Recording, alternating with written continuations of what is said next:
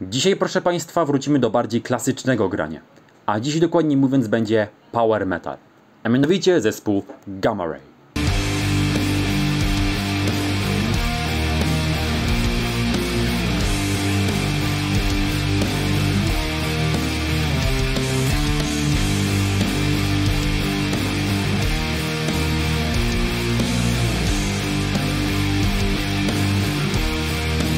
Gamma Ray to niemiecki zespół power metalowy powstały w 1989 w Hamburgu z inicjatywy byłego gitarzysty Helloween, Kaja Hansena, który to opuścił zespół i wraz z wokalistą Ralphem Shepersem założył Gamma Ray. Styl muzyczny grupy to power metal, jednak na przestrzeni lat zmieniał się on w mniejszym bądź większym stopniu. Jednak mimo to Gamma Ray ma dość rozpoznawalny styl grania. Gamma Ray cieszy się niemałą popularnością wśród zespołów power metalowych, a jedynym stałym członkiem zespołu od początku jej istnienia pozostaje Kai Hansen. Do dnia dzisiejszego ukazało się 11 albumów studyjnych grupy, no to nie przedłużam i lecimy. Pierwszy album grupy ukazał się stosunkowo szybko, bowiem już w 1990 roku nakładem Noise Records, a jest nim album Heading for Tomorrow. Styl muzyczny na tym albumie to energiczny, szybki power metal z ciężkimi gitarami, dość charakterystyczny dla Gamma Ray. Na tym albumie przeważają szybkie kompozycje, takie jak na przykład Hold Your Ground czy Heaven Can Wait. Można też wspomnieć, że tytuł tego drugiego jest także tytułem wydanej w tym samym roku epki zespołu. Znajdują się tu także nieco wolniejsze kompozycje. Mam tu na myśli utwór The Silence, który w przyszłości się jeszcze pojawi na innych wydawnictwach zespołu, ale o tym nieco później. Na tym albumie śpiewa Ralph Shepers, aczkolwiek w utworach Money i tytułowym Heading for Tomorrow dodatkowo śpiewa również Kai Hansen. Można również wspomnieć tutaj, że tytułowa kompozycja według Kaja Hansena powstała jeszcze przed założeniem zespołu Helloween, czyli na długo przed nagraniem albumu. Niemal cały album został napisany przez Kaja, za wyjątkiem utworu Free Time, napisanym przez Shepersa. Album ten zawiera także jedną z najdłuższych kompozycji w historii zespołu, jaką jest tytułowy Heading for Tomorrow, trwający aż 14 minut. Dodatkowo na wersji winylowej jest on ostatnim utworem na płycie, zaś na CD przedostatnim, bowiem wersja na CD zawiera także utwór Look at Yourself, będący coverem Uriah Heep. Album generalnie rzecz biorąc jest ciężki, mocny i energiczny, czyli dokładnie taki, jaki powinien być. Moim zdaniem jak na debiut jest to bardzo dobry album, jak najbardziej go polecam. Po wydaniu Heading for Tomorrow zespół opuścił perkusista Matthias Burkhardt, którego to zastąpił znany z takich zespołów jak Helloween czy Holy Moses Lee Kush. Do grupy dołączył także drugi gitarzysta, Dirk Schlechter, który na debiucie wystąpił gościnnie w 2 utworach jako basista. I rok po debiucie ukazał się drugi album grupy zatytułowany Sigh No More. Ten album, jeśli chodzi o styl, jak i teksty, był nieco mroczniejszy niż poprzednik. Zwłaszcza, że inspiracją dla tego albumu była trwająca wówczas pierwsza wojna w Zatoce Perskiej. Z tego też powodu niektóre teksty utworów, jak i ogólnie sama płyta, są nieco poważniejsze i mroczniejsze niż debiut. Plus jeśli chodzi o brzmienie, to można zauważyć, że ten album jest nieco brudniejszy, jeśli chodzi o produkcję. Co niektóre kompozycje na tej płycie są także wolniejsze niż te na debiucie, jak i też trochę spokojniejsze, czego przykładem może być utwór Father and Son, bądź też kończący płytę The Spirit, mające zauważalnie poważniejsze teksty, co nie zmienia faktu, że są to też utwory bardziej, nazwijmy to, pozytywne, tak jak na przykład Start Running. Znalazł się tu także mój ulubiony kawałek Gamma Ray, jakim jest utwór One with the World, do którego zrealizowano teledysk. Można też wspomnieć, że podobnie jak w przypadku poprzedniej płyty, wersja na CD jest dłuższa o jeden utwór, a dokładniej utwór Countdown, który to nie pojawia się na winylowych wersjach oraz kasetach. Ogólnie rzecz biorąc uważam, że Sigh No More to bardzo udany album, lepszy od debiutu i ogólnie jest to jedna z lepszych płyt Gamma Ray dla mnie. Po Sigh No More zespół opuścili Uli Kush i Uwe Wessel. Wtedy do skład zespołu uzupełnili Thomas Snack i Jan Rubach. I w 1993 roku ukazał się trzeci album grupy Insanity and Genius. Styl na tym albumie jest nieco luźniejszy niż na poprzedniej. Szczególnie większość tekstów ma raczej pozytywny klimat. Muzyka na tym albumie jest bardzo szybka i energiczna. I energia z tego albumu momentami aż kipi po prostu. Numery są w większości bardzo szybkie, jak na przykład otwierający płytę Tribute to the Past, No Return czy Your Turn is Over. Znalazł się tu także kawałek Gamma Ray, będący coverem Birth Control, od którego to wzięła się nazwa zespołu. Jest to także jeden z najbardziej energicznych numerów na całym albumie. Aczkolwiek znalazło się też miejsce na nieco wolniejsze numery, czego przykładem są kawałki 18 Years i Heal Me. Można też wspomnieć, że w 2 utworach nie śpiewa Ralph Shepers, a dokładniej mówiąc w utworze Your Turn is Over śpiewa Jake Schlechter, ówczesny gitarzysta zespołu, a w Brothers Kai Hansen. Jeśli chodzi o brzmienie, to ten album ma troszeczkę mniej brudne brzmienie niż poprzednik. Jednak wciąż jest tu choć trochę tego muzycznego brudu, co jest jak najbardziej na plus. Także moim zdaniem Insanity and Genius to kolejny bardzo udany album Gamma Ray i jedna z lepszych płyt w dorobku Niemców. Insanity and Genius to był także ostatni album z udziałem Ralpha Sheppersa, który w 1994 roku opuścił zespół. Co do jego odejścia, to Kai Hansen powiedział, że było parę powodów co do tego. Były dwa główne powody. Jeden był taki, że po pierwszych 3 albumach Gamma Ray powiedzieliśmy: teraz chcemy zrobić bardzo, bardzo dobry album, coś bardzo zabójczego. Lecz Ralph nie mieszkał w Hamburgu.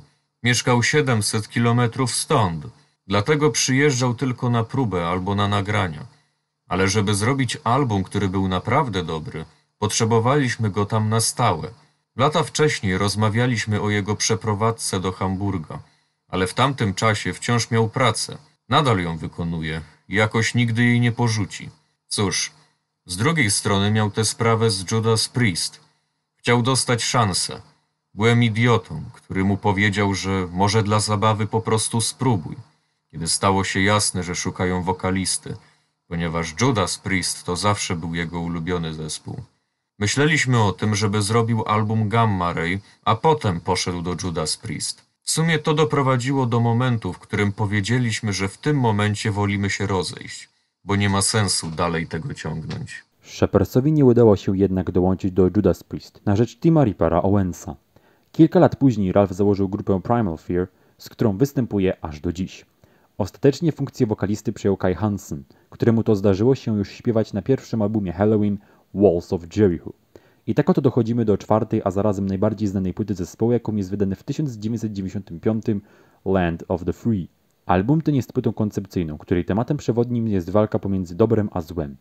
Muzycznie ten album to, tak jak poprzednie płyty, szybki, ciężki power metal. Jednak w przypadku tego albumu Gamma Ray chciało zastosować pewne nowe rozwiązania, m.in. wykorzystanie podwójnego bębna basowego. I tak oto dostajemy album Land of the Free. Album moim zdaniem znakomity, zawierający świetne kawałki, będące również jednymi z najbardziej znanych numerów kapeli, takie jak Rebellion in Dreamland czy Man on a Mission. Również jeśli chodzi o brzmienie tej płyty, to moim zdaniem jest ono lepsze niż poprzedników. Nawet też jest ten album lepiej wyprodukowany.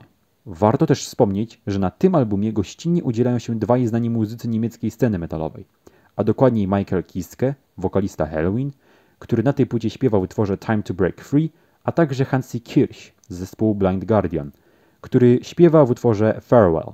Nagrali oni także chórki na ten album.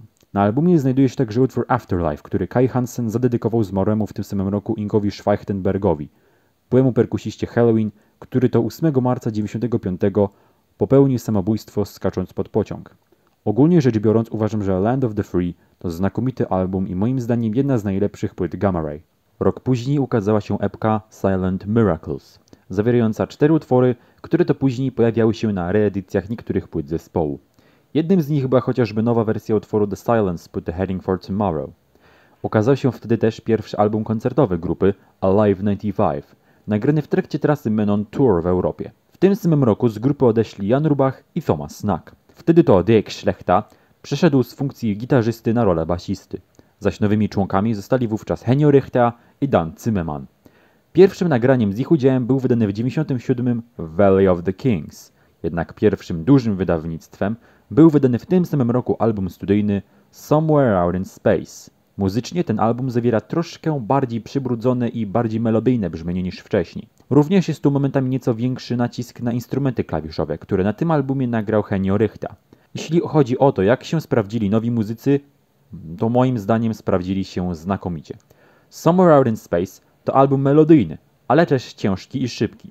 Utwory na tym albumie są moim zdaniem bardzo udane i bardzo wpadające w ucho. Z ciekawostek można tu wspomnieć, że znajdujący się na albumie utwór Watcher in the Sky pojawia się także na debiutanckim albumie grupy Iron Savior. W tym utworze występują Pete Zilk na wokalu i gitarze i Thomas Stauch na perkusji. Również w utworze Men, Martians and Machines pojawia się krótki fragment z filmu Bliskie spotkanie trzeciego stopnia. Same teksty utworów na tym albumie dotyczą kosmosu, jak i świata science fiction bądź też fantasy. Ogólnie rzecz ujmując uważam, że Somewhere Out in Space to kolejny świetny album Gamma Ray i moim zdaniem jedna z ich najbardziej udanych płyt. Bardzo polecam. 2 lata później ukazał się kolejny album grupy i tym razem bez żadnych zmian w składzie. Mowa o wydanym w 1999 Power Plant. Ten album uważa się za jeszcze bardziej power metalowy niż wcześniejsze dokonania grupy. Jest on bardziej melodyjny, przebojowy, a także kładziony jest tu większy nacisk na instrumenty klawiszowe. Nie oznacza to, że jest to słaby album, bo moim zdaniem jest to bardzo udana płyta. Brzmienie płyty uważam, że jest bardzo dobre. Kompozycyjnie większość utworów to numery średniej długości, od 4 do 6 minut. Wyjątkiem jest tutaj kończący płytę utwór Armageddon, trwający ponad 8 minut. Kawałki na tym albumie na pewno są bardziej przebojowe i melodyjne, ale są tu bardzo dobre numery, jak na przykład Anywhere in the Galaxy, Short as Hell czy Gardens of the Sinner. Na tym albumie znajduje się także cover utworu It's a Sin, synth popowego zespołu Pet Shop Boys. I słuchać wyraźnie, że jest to numer znacznie bardziej przebojowy i przystępny.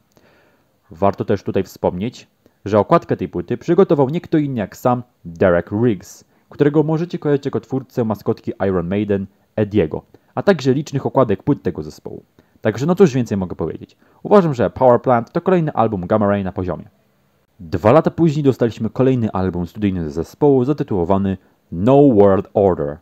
Tak jak poprzednie 2 płyty miały teksty dotyczące science fiction czy kosmosu, tak No World Order porusza tematy nieco poważniejsze. Tym razem tematem przewodnim są iluminaci oraz kontrolowanie drugiego człowieka. Pewne nawiązania np. do fantasy też się pojawiają, np. w utworze The Heart of the Unicorn. Jednak lirycznie ten album jest nieco poważniejszy. Jeśli natomiast chodzi o muzykę, to ten album jest nieco mniej melodyjny i mniejszy jest tu nacisk na wykorzystywanie klawiszy w utworach. Przeważnie są one bardziej inspirowane tradycyjnym heavy metalem pokroju Iron Maiden czy Judas Priest, dzięki czemu ten album wydaje się być mocniejszy i cięższy. Plus brzmienie tego albumu, jeśli chodzi o produkcję, jest też nieco inne i zdaje się ono być nieco czystsze niż poprzednie 2 płyty. Autorem większości utworów jest oczywiście Kai Hansen z paroma wyjątkami, a dokładnie The Throne Tyranny i Damn the Machine, które napisał Dan Zimmerman, a także Follow Me i Lake of Tears, napisane przez Hennio Richtera. Ogólnie rzecz biorąc, w pewnych kwestiach Gamma Ray się odrobinkę zmieniło względem poprzednich płyt, dzięki czemu ten album jest jeszcze lepszy niż wcześniejsze płyty i jest cięższy, dzięki czemu słucha się go jeszcze lepiej. Płyta jest pełna energii i mocy, ale tak jak wcześniej, zespół pokusi się też na nieco spokojniejsze momenty, czego przykładem jest kończący płytę Lake of Tears. Także podsumowując, uważam, że No World Order to świetny album i zdecydowanie uważam ją za jedną z najlepszych płyt Gamma Ray. 4 lata później dostaliśmy kolejny album zespołu, jakim jest wydany w 2005 Majestic. Na tym albumie zespół, tak jak na poprzednim, rozkręca się jeśli chodzi o brzmienie i tak jak poprzednia płyta była cięższa i mniej melodyjna, tak Majestic jest również płytą ciężką i mocną. Aczkolwiek tutaj jest nieco większa melodyjność i troszeczkę więcej klawiszy. Jednak moim zdaniem w tym przypadku jest to zrobione bardzo dobrze. Plus jeśli chodzi o brzmienie, to Majestic ma trochę bardziej brudne brzmienie niż poprzednia płyta. Kompozycje są przeważnie szybkie i mocne, jak na przykład My Temple, Fight, Hell is Thy Home czy Spiritual Dictator. Znajduje się tu także utwór Blood Religion, który stał się swego rodzaju hymnem Gamma Ray, wykrzykiwanym przez fanów zespołu podczas koncertów. Plus refreny w tych utworach są mega chwytliwe i bardzo zapamiętywalne, szczególnie na przykład we wspomnianym Blood Religion czy Hell is Thy Home. Utwory tak jak wcześniej są przeważnie szybkie i mocne i nie są one też jakoś strasznie długie. Wyjątkiem będzie kończący płytę utwór Revelation, trwający ponad 8 minut. Na płycie oprócz mega dobrych riffów są też, jak wspomniałem, melodie, które moim zdaniem jak najbardziej pasują do tych utworów. Klawisze na tym albumie też wyszły jak najbardziej dobrze. No cóż więcej mogę powiedzieć. Majestic to moim zdaniem znakomity album, jak dla mnie najlepszy album Gamma Ray do tej pory wydany. Bardzo, ale to bardzo polecam. Czas zatem na 9. album Niemców wydany w 2007 roku pod tytułem Land of the Free 2. Album ten, jak tytuł wskazuje, jest kontynuacją wydanej w 95. płyty Land of the Free. Muzycznie ten album jest trochę bardziej melodyjny i trochę więcej tu klawiszy. Plus ten album jest dłuższy niż poprzednia płyta i trwa ponad godzinę. Choć nie jest to pierwszy taki album Niemców, który trwa ponad godzinę. Tutaj ten czas dodaje końcowy kawałek Insurrection, trwający aż 11 minut. Pozostałe utwory na płycie nie są jakoś, nie wiem jak długie. Powiem tak, ten album nie jest może aż tak dobry jak Land of the Free, jednak to wciąż niezły album, który zawiera parę hiciorków wartych uwagi. Muzycznie to nie jest jakaś odkrywcza muzyka, ale z drugiej strony Gamma Ray gra już tyle lat, więc nie muszą nic specjalnie odkrywać nowego tak naprawdę. Także ogólnie rzecz biorąc, Land of the Free 2 to całkiem spoko album, choć czołówka Gamma Ray to nie jest. Choć i tak jak ktoś lubi takie granie, to można sprawdzić jak najbardziej, a nuż znajdzie się tu parę fajnych kawałków. Dochodzimy zatem do 10. płyty Niemców, wydanej w 2010 roku pod tytułem To The Metal. Muzycznie ten album jest dość zachowawczy jak na Gamma Ray. Nic specjalnie odkrywczego, standardowy jak na zespół heavy power metal. Album ten jest stosunkowo krótki, trwa 48 minut. Przez krytyków ten album był przeważnie chwalony, a zwłaszcza za brzmienie perkusji, która faktycznie na tym albumie brzmi bardzo, ale to bardzo dobrze. Trzeba też pochwalić za samą grę na perkusji Dana Zimmermana. Tutaj też jako ciekawostkę można wspomnieć, że Dan Zimmerman nie używa żadnych, ale to żadnych triggerów perkusyjnych, z czego sam jest dumny. Sam album to, tak jak mówiłem, dość zachowawczy, standardowy jak na Gamma Ray album. Nic specjalnie innowatorskiego, ale też całkiem udane wydawnictwo. Także jak ktoś lubi takie granie, to polecam. Ewentualnie wyróżnić się może występem wokalnym Michaela Kiske w utworze All You Need To Know. Także ogólnie mówiąc, To The Metal to zachowawczy album Gamma Ray. I tyle. W 2012 roku doszło do pierwszej od lat zmiany w składzie. Mianowicie po 15 latach gry w zespole Dan Zimmerman zdecydował się odejść z Gamma Ray. Zastąpił go Mikelere i wraz z nim grupa nagrała swój 11 album Empire of the Undead. Ten album to tak naprawdę kwintesencja stylu kapeli, aczkolwiek na tym albumie, jak to wspomnieli sami członkowie zespołu, przeważnie Jake Szlechta i Kai Hansen, jest więcej elementów thrash metalu, dzięki czemu ten album jest jeszcze bardziej energiczny i jeszcze mocniejszy. Kawałki na tym albumie są super. W większości są to przeważnie szybkie i niespecjalnie długie utwory z paroma wyjątkami. Między innymi rozpoczynający płytę Avalon, długi, 9-minutowy, choć ciekawy numer. Ale z takich kawałków jak tytułowy Empire of the Undead to aż kipi energia i moc. I o to przecież chodzi. Ogólnie rzecz biorąc, to Empire of the Undead to bardzo udany album, który pokazuje, że Gamma Ray pomimo upływu lat wciąż jest w formie i jest w stanie nagrywać mega dobre albumy, czego Empire of the Undead jest dowodem. Bardzo, ale to bardzo polecam ten album. I to tyle na dziś. Mam nadzieję, że Wam się podobało. Ranki topka właśnie powinny być widoczne na ekranie. I co? To by było na tyle. Dziękuję bardzo Jakubowi z kanału Slot 2001 za udział w tym filmie. Także do usłyszenia.